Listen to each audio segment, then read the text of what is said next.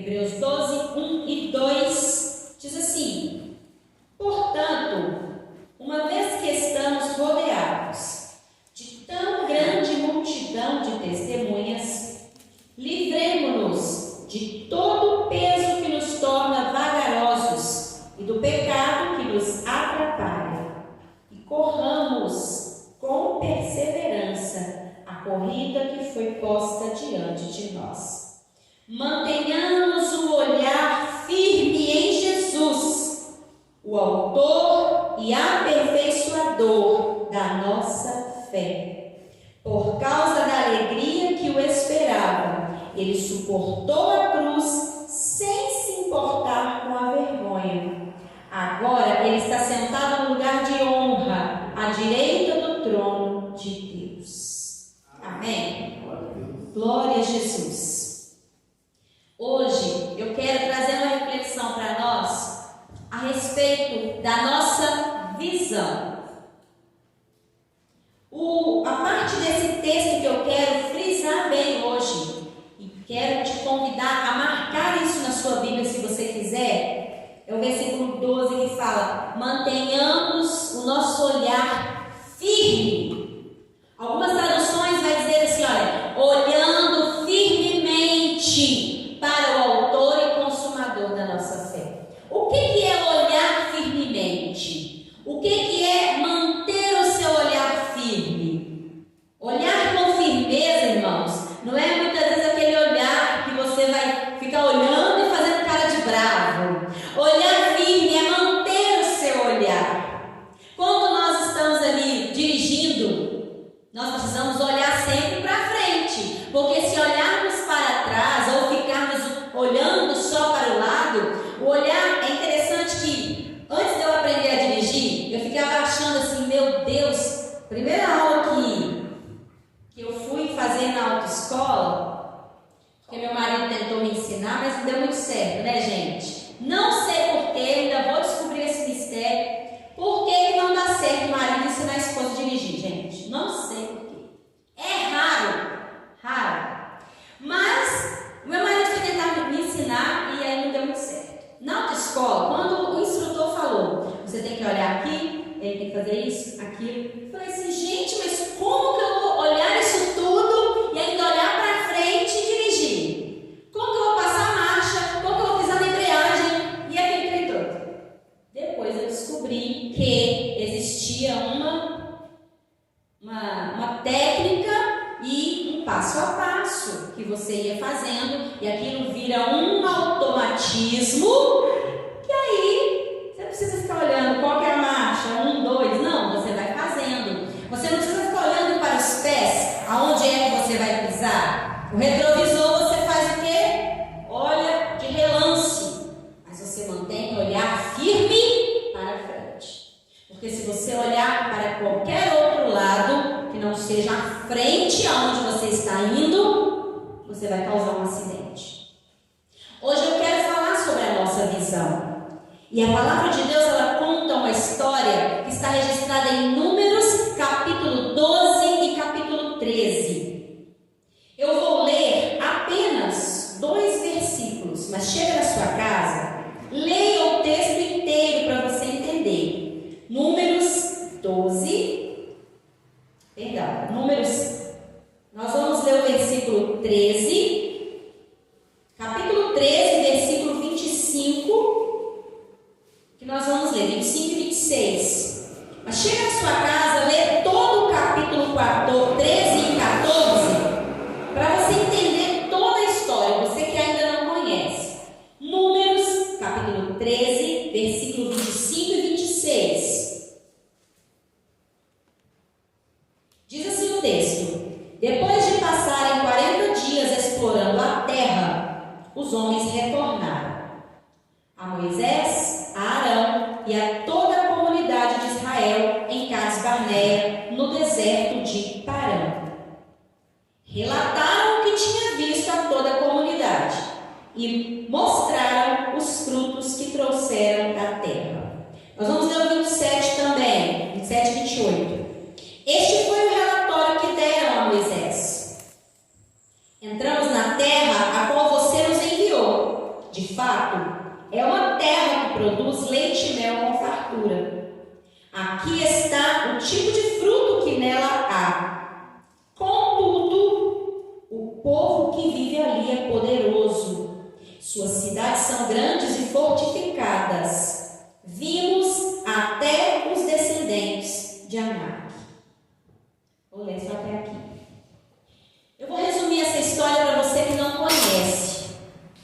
Aqui está contando a história dos 12 homens que Moisés enviou para espiar a terra de Canaã. A terra de Canaã não era, irmão, simplesmente uma cidade. Talvez algumas pessoas pensem assim, a terra de Canaã era uma cidade de Birité. Não, gente, não era. Terra de Canaã era como se fosse, por exemplo, o Brasil, aonde é muito grande, tem muitos estados, muitas cidades. A terra de Canaã era mais ou menos assim. Era uma cidade muito grande. Uma cidade não, era um território muito grande. Ali habitavam muitos povos, né? Jebuseus, amorreus, amonitas, um tanto de termine com eus aí morava lá. Cananeus, vários moravam ali na terra de Canaã. A terra de Canaã, ela era muito cobiçada porque era uma terra fértil. Era essa terra que o Senhor tinha falado, uma terra que mana leite e mel. E Moisés, o povo ainda estava no deserto de deserto de Parã, ali na região de Cades Barneia. Moisés, ele manda 12 homens espiar aquela terra. Por que 12 homens? Porque, como eu disse, a terra era muito grande. Então, cada um provavelmente foi para um lugar. E aí eles exploraram e ficaram 40 dias explorando aquela terra. Quando eles retornaram, e aí você pode perguntar, por que Moisés mandou espiar a terra? Para que ele tivesse estratégias de por onde ele iria começar. Não é porque Deus tinha dado uma promessa que ele iria fazer de qualquer maneira. Ele estava sendo zeloso para montar a sua estratégia. Quando aquele povo retorna, aqueles 12 homens retornam, eles então vão relatar para toda a comunidade o que eles haviam visto. E a palavra de Deus diz que eles começam dizendo, realmente a terra é muito boa. Inclusive eles trouxeram frutos da terra. Segundo a história, um cacho de uva que eles trouxeram precisava de 2 homens para carregar aquele cacho de uva. E tantos frutos, tantas coisas que eles trouxeram. E eles falaram, a terra realmente é muito boa, é do jeito mesmo que Deus falou. Porém, contudo, todavia, e aí que entra o problema. Contudo, é uma terra que o povo que mora lá é muito poderoso. Lá tem até filhos de gigantes. Os Anaques moram lá. Não dá. E eles continuam descrevendo, gente, de uma maneira tão terrível, negativamente. E a Bíblia diz a partir do versículo 32, fala que o relatório negativo se espalha sobre Israel. É interessante que eu até marquei aqui na minha Bíblia como que as coisas são aumentadas quando são contadas, vai sendo contadas, como aquela brincadeira, né, do telefone sem fio. Já brincou disso? Fala uma coisa aqui, na hora que chega lá na frente está diferente. E foi mais ou menos assim. Quando eles começaram a espalhar, gente, eles falaram assim, olha, o povo de lá é tão grande, é um povo tão grande, é um povo tão poderoso, que diante deles nós somos igual gafanhotos. É impossível. A terra está toda tomada de gigantes. O povo vai nos devorar. E o relatório negativo foi só aumentando. E a palavra do Senhor fala, lá no capítulo 14, que aquela comunidade começou a chorar. Tanto, aquele povo começou a chorar, de maneira que começou a incomodar Arão e Moisés.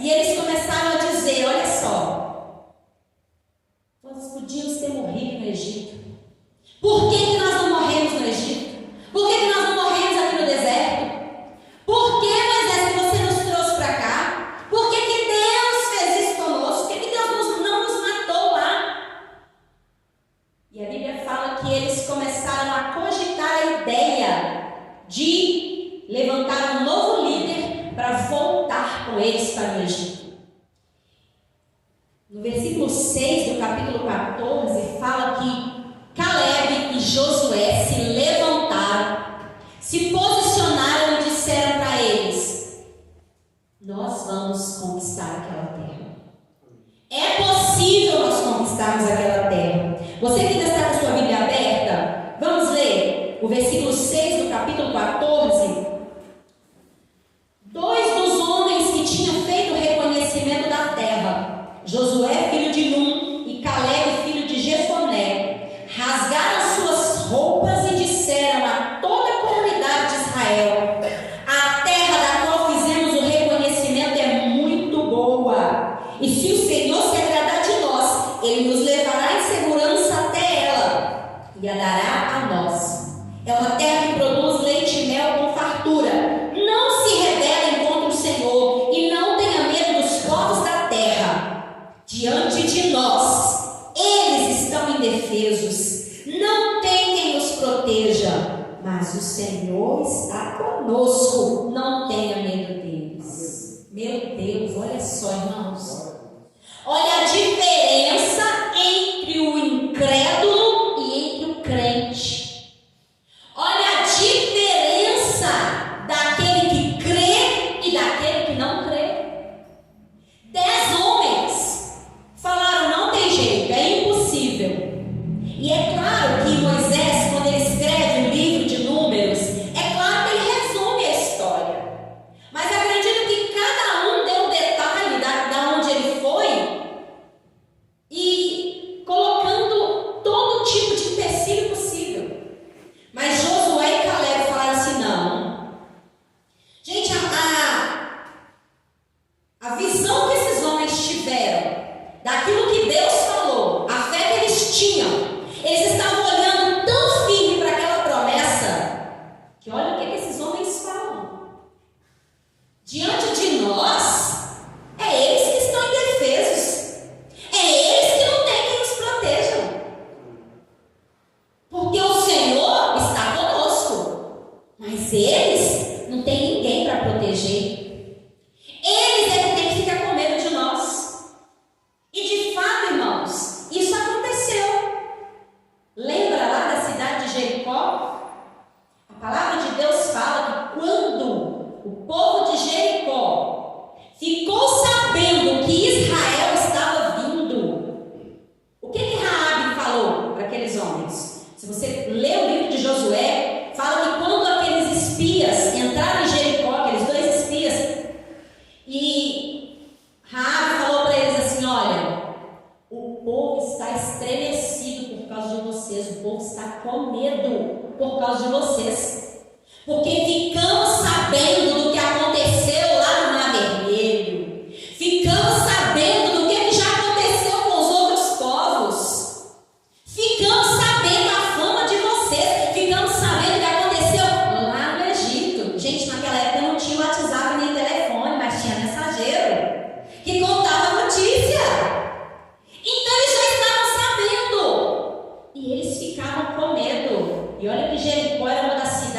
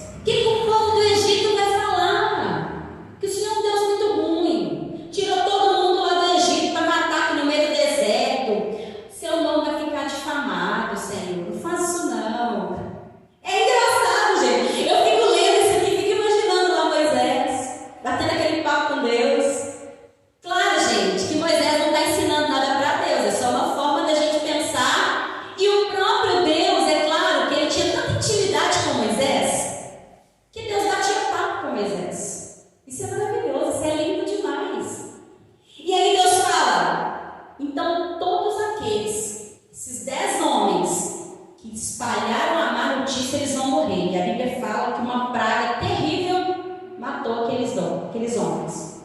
E todos aqueles que foram contaminados pela má notícia, o Senhor falou: olha, tudo que eles falaram vai acontecer. Eles vão morrer mesmo aí no deserto. Mas os filhos deles, que eles falaram que ia ser destruído, eu vou fazer o contrário. Isso está registrado a partir do versículo 26. O Senhor fala assim, olha, versículo 31 do capítulo 14, ele fala: eles disseram que os filhos vão morrer. Não vão não. Os filhos vão entrar na terra prometida, mas eles vão morrer. E o Senhor então dá essa sentença para eles. E é interessante, irmãos, que Josué e Caleb continuam crendo no Senhor. Eles falam com o povo com a convicção que eles tinham no coração. E a reflexão que nós precisamos ter hoje é a seguinte: cuidado com aquilo que os nossos olhos veem no mundo natural. Precisamos ter uma visão espiritual daquilo que Deus falou. Porque aqueles 10 homens, eles olharam só para as dificuldades. É interessante que eles falaram assim: olha, realmente é do jeito que Deus falou. A terra é boa mesmo, mas tem isso, tem aquilo. Eles já tinham confirmado que realmente era do jeito que Deus falou. Por que não continuaram crendo? Se Deus falou, então Ele vai cumprir. Eles esqueceram de tudo que tinha passado. Irmãos, aquele povo viu tanto milagre, mas eles pararam de olhar com uma visão espiritual e começaram a olhar com a visão natural. Uma visão terrena não enxerga o cumprimento da promessa. Uma visão terrena, ela só vê dificuldade. Uma visão terrena só vê limitações. Uma visão terrena, ela só enxerga aquilo que os nossos, até onde as nossas possibilidades podem ir. Mas uma visão espiritual é aquela que olha firmemente para o autor e consumador da nossa fé. Quando olhamos firmemente para Ele, quando não interessa os obstáculos, não interessa as limitações, eu sei quem eu tenho crido e é tudo isso que importa. Talvez você possa estar pensando aí, mas é tão difícil crer quando ao redor tudo diz que não. É porque eu não posso olhar com os meus olhos carnais. Eu preciso olhar com os meus olhos espirituais, olhando para Ele. Olhando para Ele, o autor e consumador da nossa fé. O salmista, lá no Salmo 121, ele diz o quê? Salmo tão conhecido: eleva os meus olhos para os montes. E ele faz uma pergunta: de onde me virá o socorro? E acredito que ele reflete e fala: o meu socorro vem do Senhor que fez os céus e a terra. E ele continua dizendo: não deixará vacilar o teu pé aquele que te guarda. Aquele que te guarda não dorme. O guarda de Israel não dorme, nem dormita o guarda de Israel. Ele guardará a sua entrada e a sua saída. Pronto! Então, quando nós olhamos para o alto, olhamos para os montes, nós temos a certeza de que não importa como, não importa quando, vai acontecer. Caleb e Josué, eles entenderam isso. Caleb e Josué, irmãos, não é que eles não enxergaram as dificuldades. Claro que eles enxergaram as dificuldades. Inclusive, Josué e Caleb faziam parte do exército de Israel. E eles sabiam das dificuldades. Porém, a fé que eles tinham no Senhor era muito maior do que qualquer dificuldade. Eles sabiam que o Deus que havia prometido era o Deus que já tinha feito tudo aquilo que eles já tinham presenciado. Irmãos, onde na história Deus abriu o mar, aquele povo viu. Onde na história eles tinham visto Deus, algum outro Deus, cuidar do seu povo no meio de um deserto. E o Senhor estava cuidando deles. Então eles tinham tanta certeza que eles não estavam importando Eles estavam olhando firmemente para a promessa. Nós precisamos também tomar cuidado com aquilo que os nossos ouvidos ouvem. Quantas vezes nós nos deixamos ser contaminados por aquilo que as pessoas falam? Porque o povo de Israel estava aguardando um relatório. Eles receberam dois relatórios, um positivo e um negativo. Eles preferiram dar ouvidos àqueles que estavam falando negativamente. Em nenhum momento eles lembraram do Senhor. E a Bíblia fala que eles começaram a chorar e a reclamar. Deixa eu te falar uma coisa.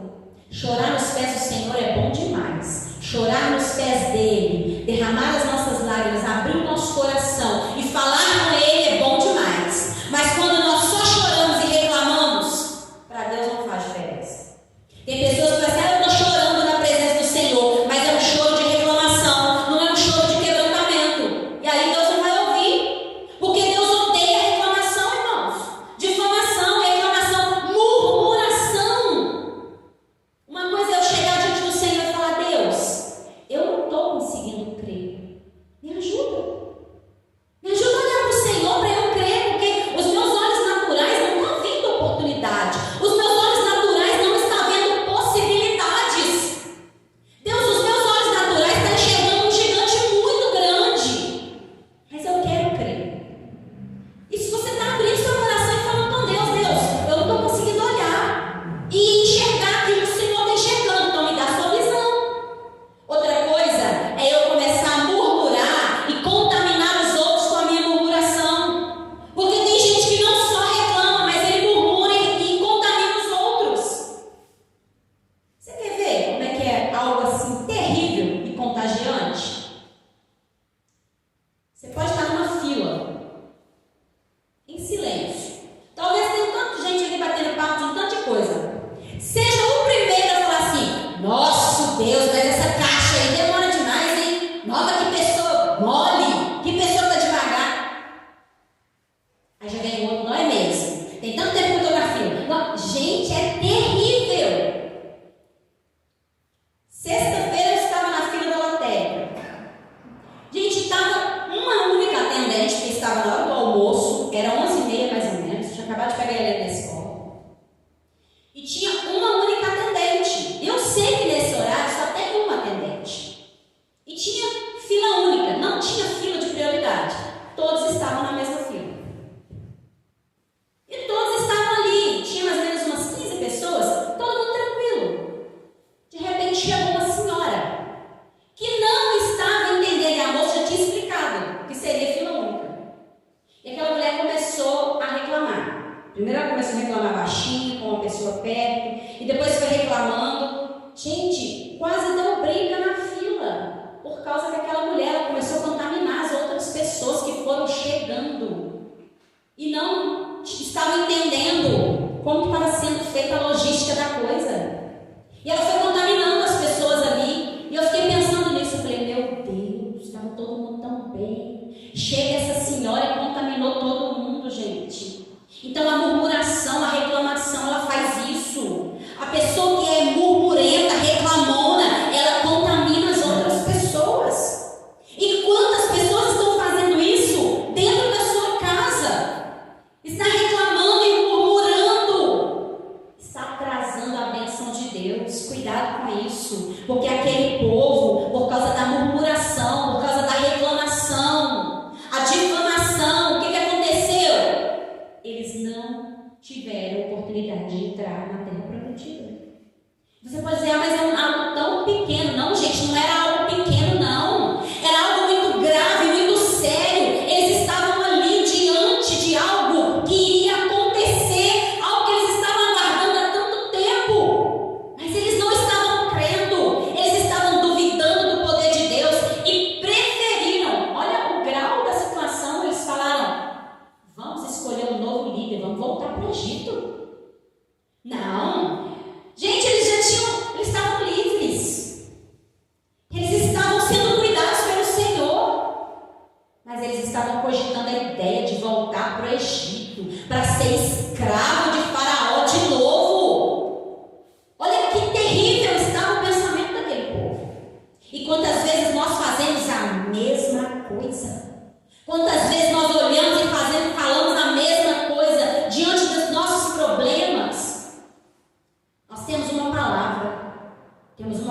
promessa. Mas quando olhamos para a dificuldade, nós não conseguimos enxergar essa promessa.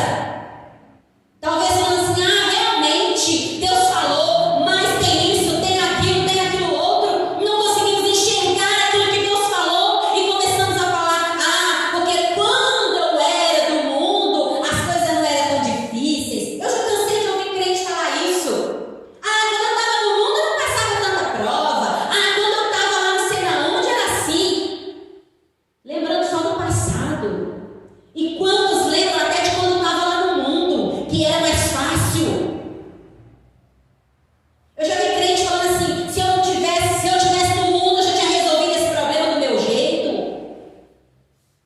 Então, irmãos, nós precisamos entender que a promessa de Deus, para ela se cumprir, eu não preciso fazer nada além de crer.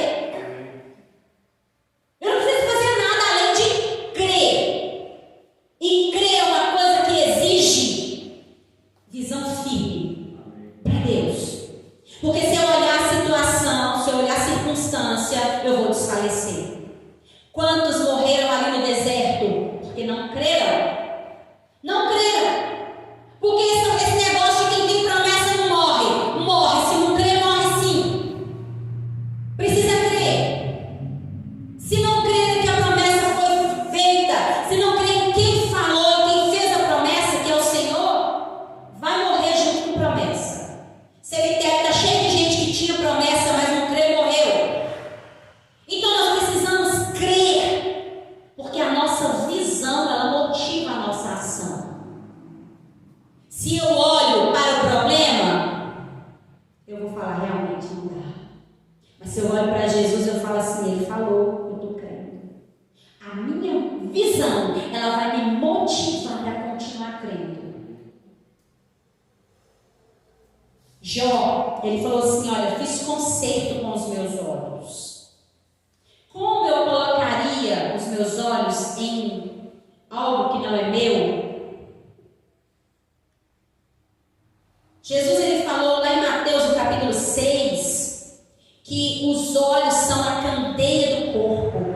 E ele fala, se o teu olho for bom, seu corpo será bom. Mas se os seus olhos forem maus, todo o seu corpo será mau. Algumas traduções vai dizer assim, olha, se os seus olhos tiverem luz, seu corpo será iluminado. Mas se os seus olhos tiverem trevas, o seu corpo andará em trevas. Nós precisamos olhar para aquilo que vai nos trazer esperança. Como Jeremias diz, trazer a memória que me traz esperança. Eu não posso ficar fixado os meus olhos na situação, no problema, na circunstância, no inimigo. Não, eu tenho que olhar para Jesus, olhando para Ele, só para Ele, só para Ele. E quando eu vou olhando para Ele, Ele vai me alimentando, Ele vai me dando força. E ali eu continuo crendo. No Salmo 141, no Salmo 141, versículo 8, vai dizer que eu mantenho os olhos fixos no Senhor. O Salmo 19, versículo 8, vamos ler? Salmo 19, versículo 8, depois nós vamos ler Efésios 1, 18. Salmos 19, verso 8.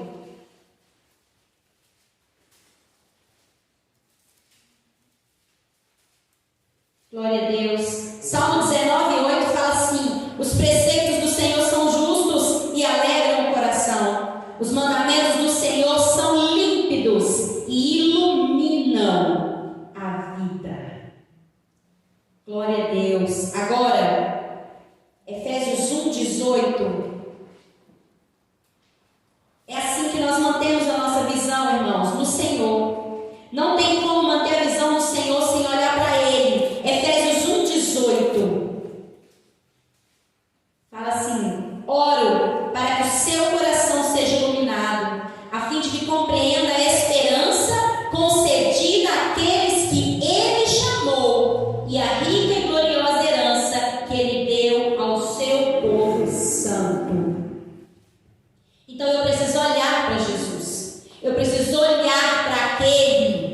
que vai me iluminar. O Salmo 119, 105 diz o quê? Lâmpada para os meus pés é tua palavra e luz para o meu caminho. Se eu não olho para a palavra, se eu não mantenho o meu olhar na palavra, eu não vou crer. Eu não vou continuar alimentando minha alma para continuar crendo na promessa. Então, irmãos, hoje tem muitas pessoas que perderam a esperança. Hoje em dia tem muitas pessoas que perderam a fé. Quantas pessoas outrora eram fervorosas, outrora eram crentes. E quando se fala de crente, eu não estou falando de titularidade de evangélico. Eu estou falando daqueles que criam realmente no Senhor. Quantas pessoas eram crentes e hoje estão totalmente céticas. Não creem mais nada. Só creem na força do seu braço. Quantas pessoas hoje já se autodeclaram pessoas que são ateus? Quantos se declaram que acreditam só na força da natureza porque Deus é uma invenção? Por quê? Porque deixou de olhar para Jesus. Parou de ser iluminado por essa palavra. Parou de olhar para Ele, ser iluminado com aquilo que vai trazer clareza à sua mentalidade e ao seu coração. Aquele povo se deixou levar pelo relatório negativo de alguém que já tinha deixado de crer. Quando eu deixo de crer, eu vou contaminar outras pessoas também a não crer mais. Mas quando eu entendo que a minha fé ela não tem que estar firmada naquilo que eu vejo, mas naquilo que eu creio, acabou.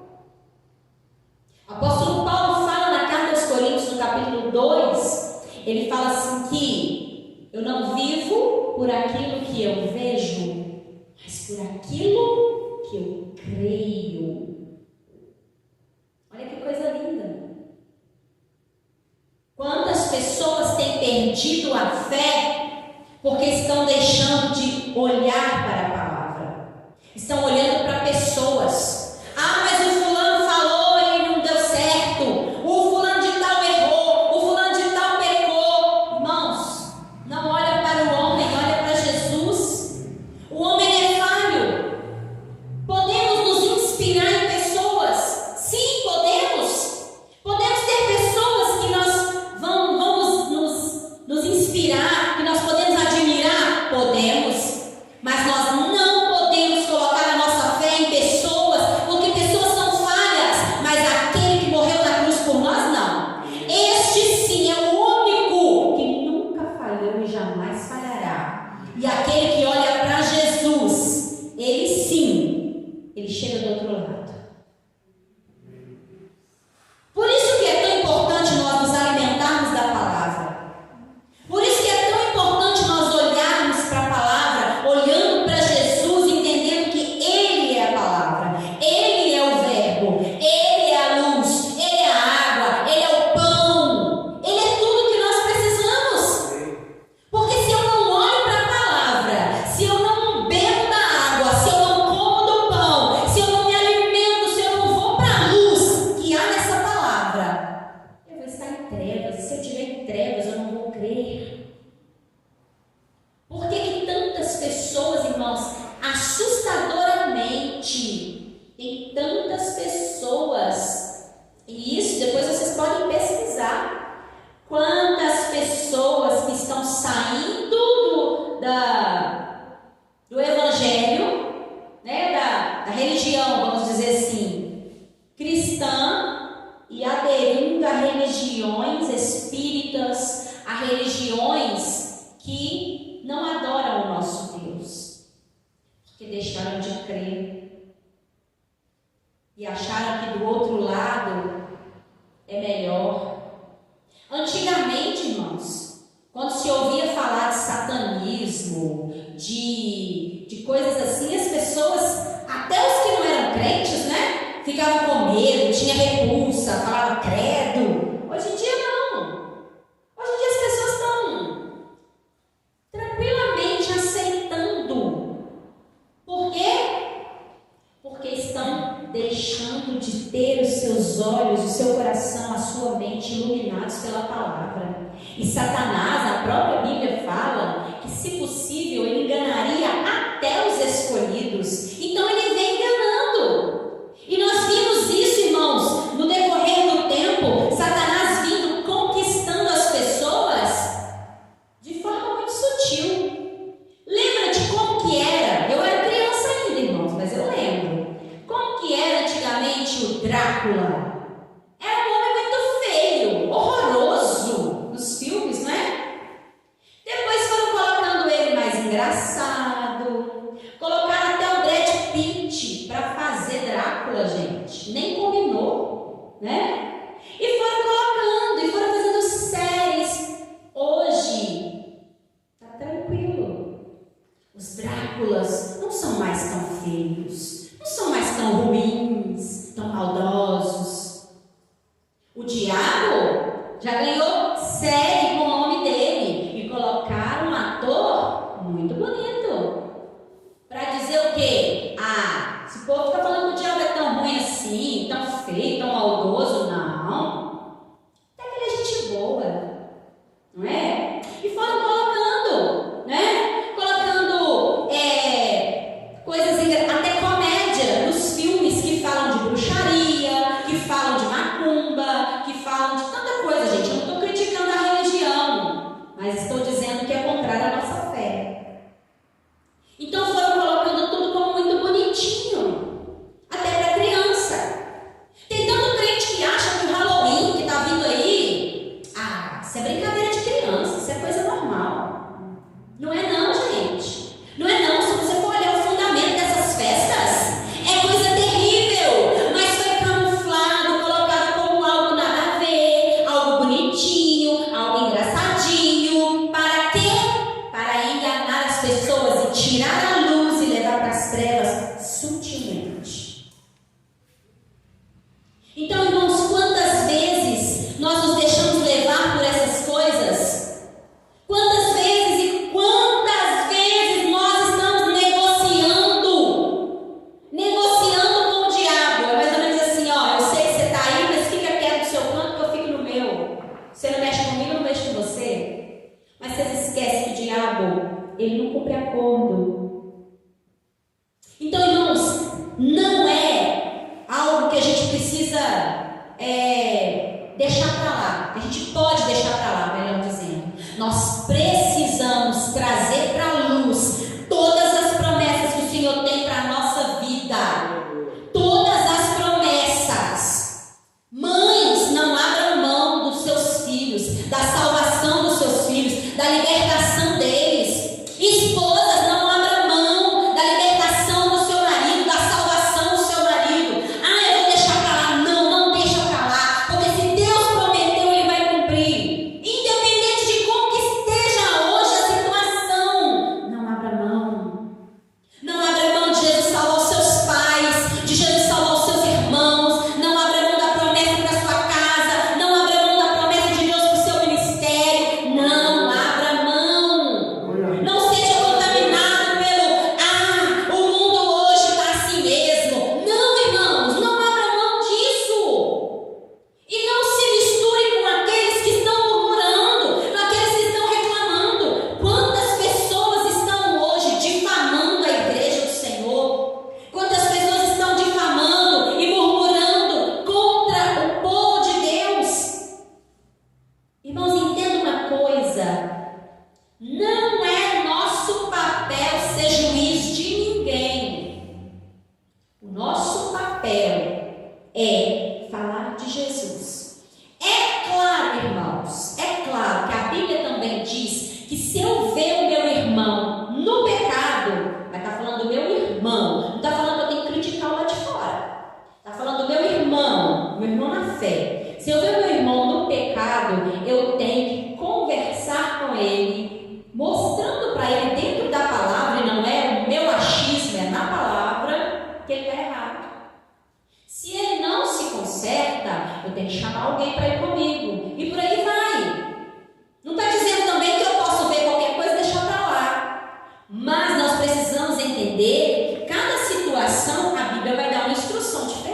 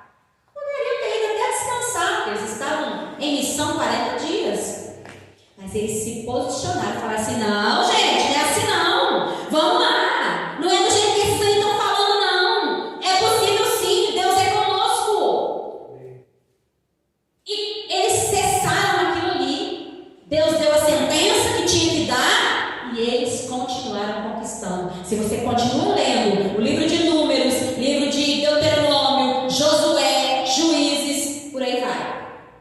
Então, irmãos, não podemos abrir mão daquilo que Deus falou. Eu tenho certeza que cada um aqui, tem muito mais do que uma, duas promessas de Deus a se cumprir na sua vida. Mas você está olhando firmemente para o autor e consumador da sua fé? Está olhando para aquele que prometeu e é ele que vai cumprir? Então pronto. Não importa o que aconteça, nós precisamos crer. E a fé, ela não é alimentada do nada. A fé é alimentada pela palavra. A fé vem pelo ouvir a palavra de Deus.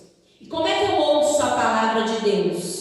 Lendo a Bíblia, irmãos. A Bíblia não é a palavra de Deus. Então eu vou ouvir Deus falar comigo pela palavra. Eu vou ouvir Deus falar comigo quando alguém está falando da palavra, eu também estou ouvindo. Mas essa forma de ouvir a palavra não é só você colocar lá o áudio da Bíblia para você ouvir. Ouvir a palavra de Deus é quando eu paro para ler. Aqui Deus está falando comigo. E eu preciso crer nisso, que ela é a palavra de Deus. Porque se eu não crer que a Bíblia é a palavra de Deus, também aí está precisando nascer de novo, se converter. Porque se eu não crer que a Bíblia é a palavra de Deus, a partir daí já não dá mais. Então, não aceita a murmuração te contaminar. E não seja você um murmurador.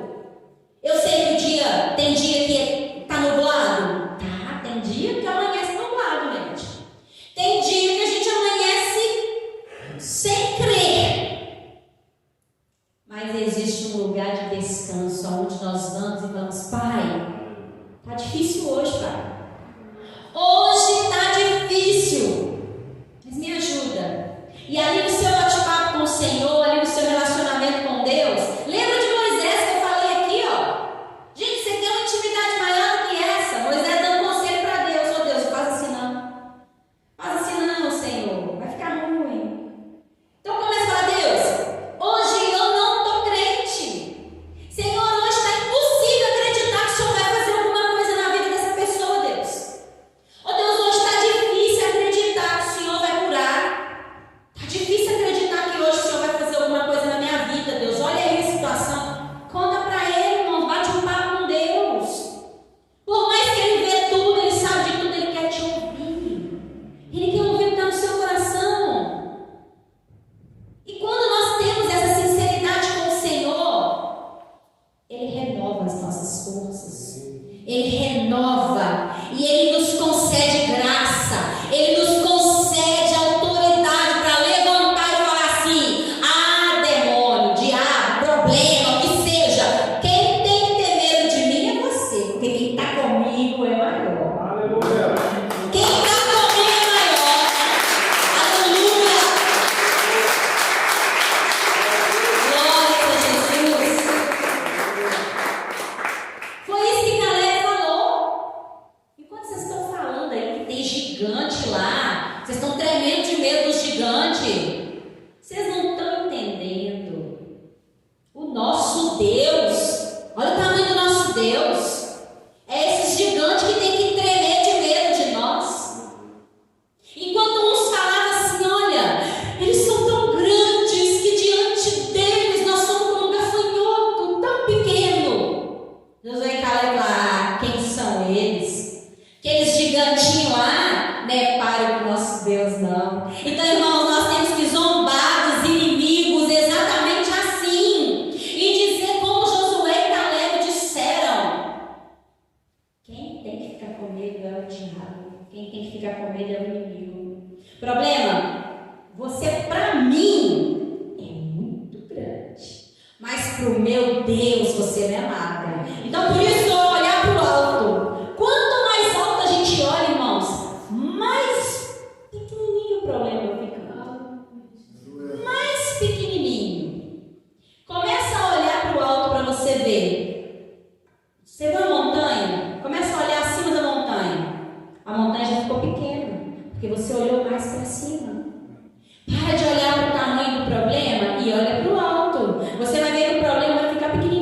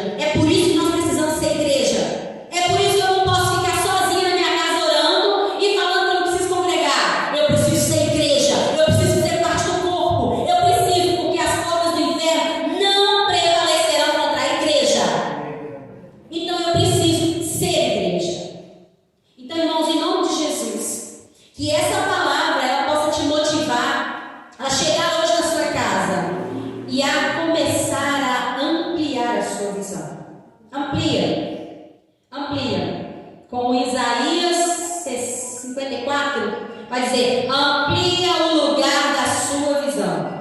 Amplie o lugar da sua tenda, porque você vai prosperar para a esquerda e para a direita. Você vai prosperar. Então, ampliar a visão, ampliar o lugar onde você está. Amplia, entenda que Deus é o mesmo ontem, hoje, será para todo sempre. Ele não mudou. Se você crê que ele não mudou, então pronto. Irmãos, nós temos que parar com esse negócio de falar a igreja antigamente foi antigamente. Agora a igreja de hoje somos nós. E o que mudou? Não foi Deus, foi a nossa fé. Amém? Vamos crer nele, continuar crendo em nome de Jesus. Talvez você vai sair daqui motivado e vai chegar lá na sua casa, você vai se deparar com o problema e falar, tá vendo? Estava tão bem. Você vai chegar lá e vai ver o problema e vai falar, problema, eu já aprendi a estratégia. Então agora é você que tem que ter medo de mim, porque eu estou encorajado.